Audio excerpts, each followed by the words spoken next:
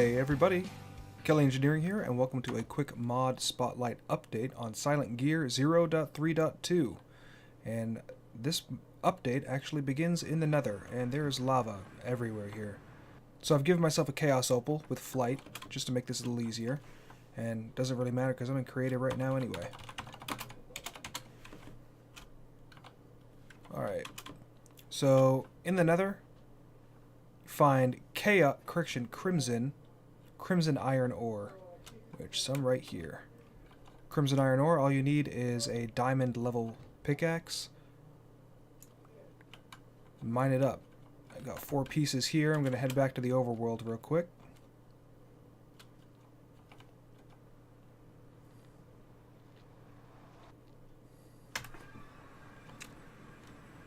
Oh, Crimson Iron can be smelted just like any other block. And with it, you get an item called Crimson Iron Ingots. So let's look at the stats on that. You'll see that if you use Crimson Iron Ingots as a main part in any of your Silent Gear tools, you'll up your harvest level to 3. So this is actually a pretty good main part to use in your tools. It also has Malleable 3 on it, which is part of the new trait system, and I'll go over that later on in the video. But I have my Crimson Iron. Use Crimson Iron with some Blaze Rods and Magma Cream to make Crimson Steel. And Crimson Steel ups the harvest level to harvest level 4, which in the Silent Gems Spotlight update I said is a new thing to Silent Gear. It doesn't have a very good chargeability rate, neither does the Crimson Iron Ingot. Well, for now, this is a good main part to use. So now that we have harvest level 4, I have prepped a pickaxe head and made this little Crimson Steel pickaxe just to show you that harvest level 4 lets you mine Ender Essence ore. Another thing that you can do with this is you can throw it into a part analyzer. The part analyzer from Silent Gear can look at anything. I'll throw some Crimson Iron in here as well. It can look at anything that can be used as a main part inside a tool. And to see what you can use as parts, click this little blue book right here, Show Available Parts, and all parts that are part of Silent Gear will show up there. Now I have these. Finally, the last thing that I want to go over is the Salvager block. So the Salvager block, it's existed, but it hasn't actually had a recipe to be able to craft it. So that's a piston, a block of iron, a block of obsidian, and 4 Crimson Iron Ingots to make the Salvager. The Salvager is it's pretty simple. It kind of works like the part analyzer. You just put the parts you want to salvage in, and parts of it and the components of it pop out for you. So this can work with vanilla armor. With this just a normal iron chestplate, no enchantments on it.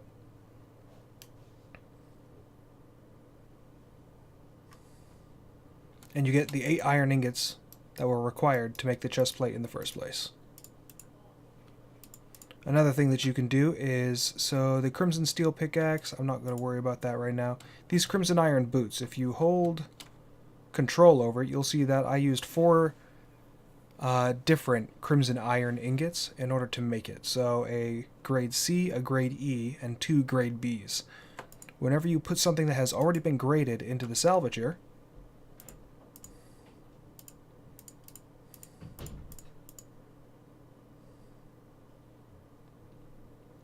you'll get those specific grades back. So a grade C, a grade E, and a grade B. So if you have a grade SSS gem in a pickaxe and you want to redo it, then throw it in a Salvager. You can get that gem back, or you can get whatever grade SSS you have, throw it into a Salvager, you get it back. You can craft it into something else. The last thing I wanted to go over was the new trait system. So different parts, so this obsidian and this quartz tip upgrade, if you hold the stats, you'll see that it has a jagged 3 on it and chipping 1. The obsidian has jagged 4 and chipping 2.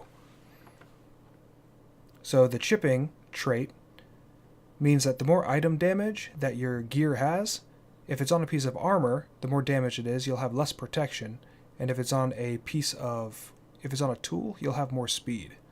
Malleability means that sometimes your tool will take less of a durability hit. So if I have this pickaxe, which its durability is 45-35, then because it has malleable on it, sometimes when I'm using it, it has a chance to not take away a point of durability. And that is on Crimson Iron, Chaos Iron, Crimson Steel, and Golden Iron and their associated tip upgrades. Jagged will increase the damage as you lose durability. So if you make a pickaxe with Jagged on it, if I have, say, 1500 durability left on this pick and it had Jagged on it, then that means I would actually be doing more damage. Its attack damage stat would increase. Soft will reduce the harvest speed as it takes a durability hit. Brittle will sometimes take more durability, which is the direct opposite of what malleable does. If you have a tool that has both malleable and brittle on it, then those two will cancel each other out, and you won't have to worry about taking any durability hits. Lustrous means that the harvest speed of the tool that it's in will increase the higher the light level you're in. So if you're in a light level 15, then you will actually do more harvest speed. You'll have a better harvest speed than if you were in a light level 7 or light level 6. Synergistic will boost the synergy rating above 100%. So my synergy is 100% on this, mainly because I only used Crimson Steel to make it. But if I had a higher synergy limit, so like 117, and having Lustrous on it would actually boost that synergy to like 125. That will only work if the synergy is at 100% or more. So if you have a synergy rating of 80, then Lustrous won't do anything for you. Correction, Synergistic. Multi-break and Bulky are not actually implemented yet. There is the Redstone Coated upgrade, does have multi-break on it, but it won't do anything when you attach it to your gear. And nothing has Bulky on it. I don't even know what it does. But it's listed, so I figured I may as well mention it. But it's a pretty small update. But the big thing being the Salvager block, which still doesn't have its texture done, and we'll worry about that a little bit later. But I'm Kelly Engineering, and I hope you enjoyed the little mod spotlight update, and I'll see you in the next one. Bye-bye.